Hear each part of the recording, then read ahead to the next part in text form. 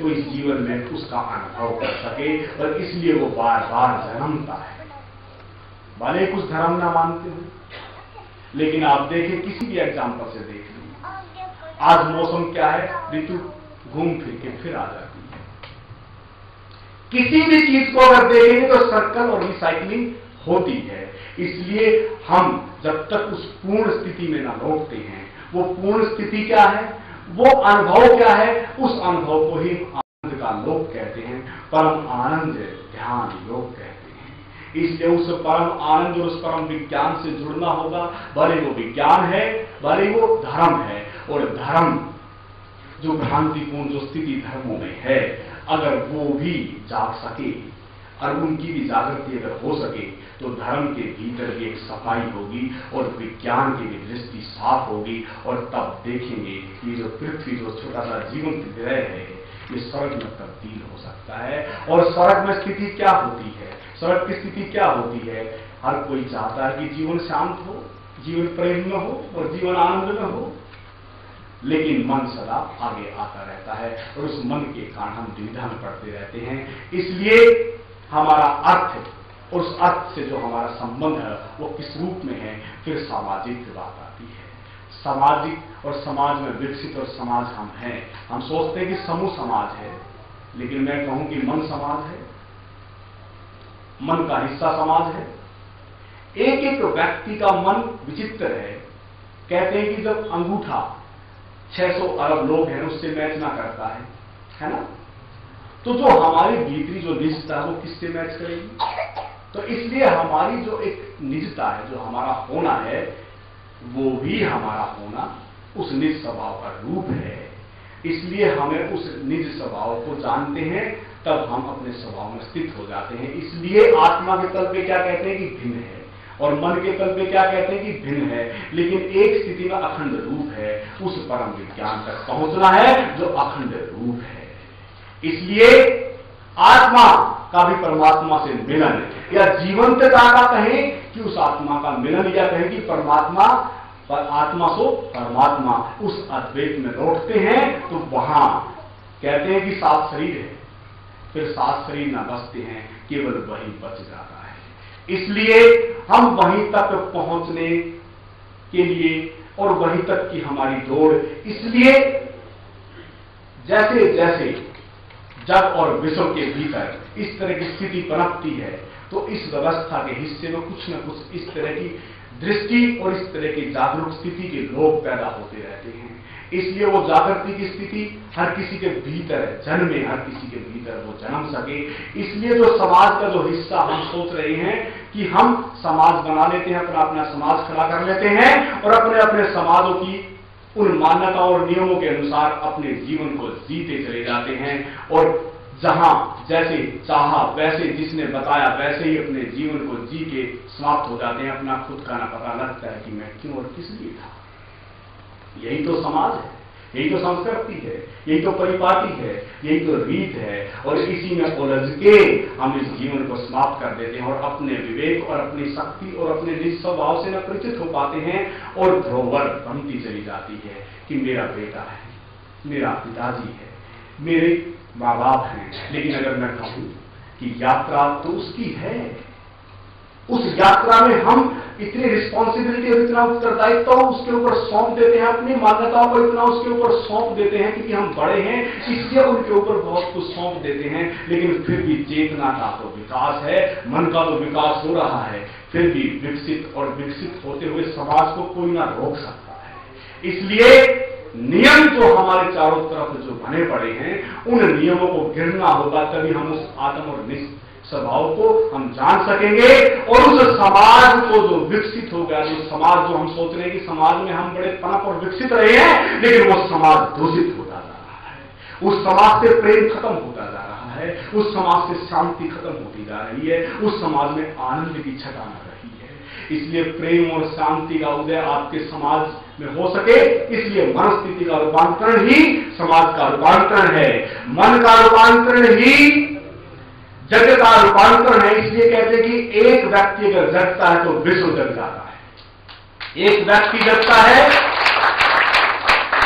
तो पूरा विश्व जग जाता है। उस जागृति के लिए एक इकाई को हम लेते हैं और वो छोटी सी इकाई एक व्यक्ति है, और व्यक्ति को हम व्यक्ति बना रहे हैं क्योंकि व्यक्ति बिछते जा रहे हैं, बेहोश और अंधे हो चुके हैं व्यक्ति।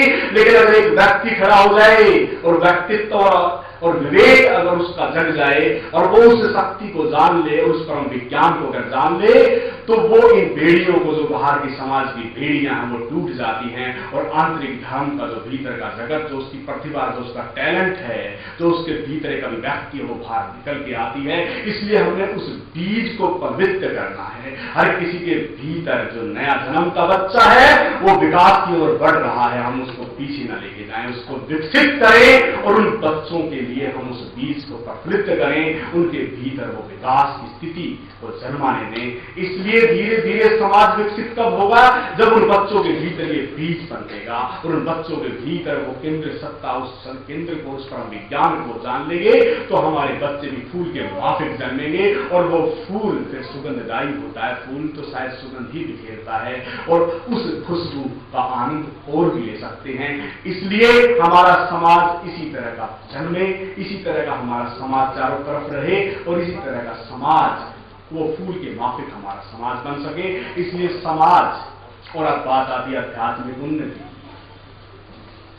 अब बात आती है आध्यात्मिक खोज की, अब बात आती है धर्म के प्रति हमारी जिज्ञासा।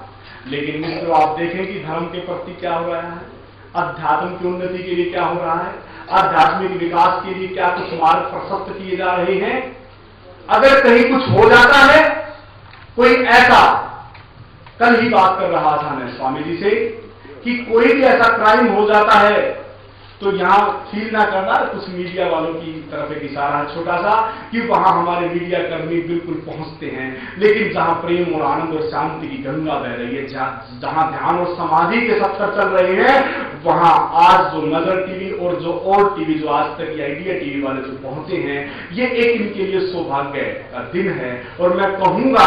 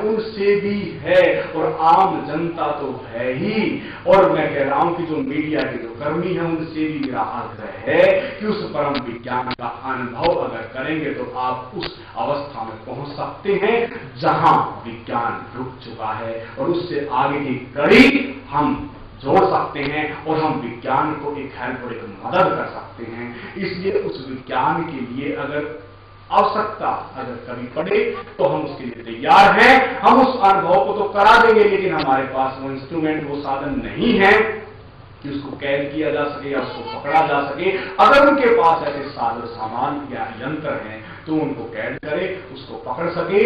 लेकिन फिर भी मैं एक लास्ट में अंतिम बात जरूर कहना चाहूंगा, अनुभव तो हम उनको करा देंगे, लेकिन पकड़ तो फिर भी ना आएगा, भले वो कितना भी प्रयास कर लें।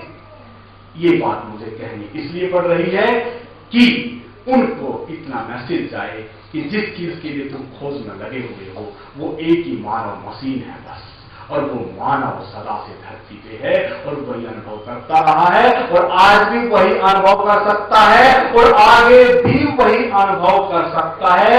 इसलिए कोई मशीन ऐसी न बनाई जा सकती है तो उस परम विज्ञान और उस परम परमात्मा को मैं कहूंगा जो गॉड पार्टिकल वो कह रहे हैं कि उसको पकड़ा जा सके, इसलिए वो कभी पकड़ ना पाएगा। बस फिर भी मैं कहूंगा कि हम अनुभव कराएंगे और वो पकड़ने की कोशिश करें।